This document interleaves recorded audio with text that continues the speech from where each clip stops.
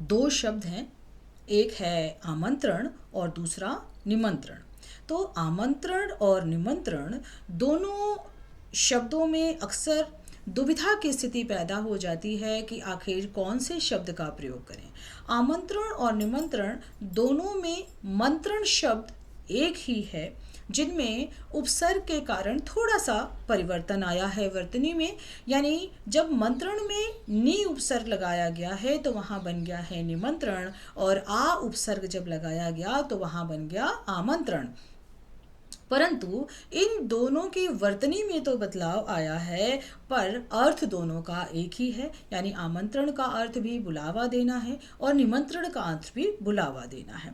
परंतु इन दोनों शब्दों को अलग अलग जगहों पर अलग तरह से इनका प्रयोग किया जाता है। जैसे सबसे पहले हम बात करते हैं आमंत्रण की, तो आमंत्रण का अर्थ बुलावा देना है, परंतु आमंत्रण शब्द का प्रयोग तब किया जाएगा जब किसी खास अवसर पर, किसी विशेष अवसर पर जब किसी को बुलावा दिया जाएगा, जैसे किसी सेमिनार के लिए बुलावा देना या किसी वक्ता को वक्तव्य के लिए बुलावा देना, जब ऐसे समय में बुलावा भेजा जाएगा या बुलावा दिया जाएगा तो वहाँ पर आमंत्रण शब्द का प्रयोग होगा।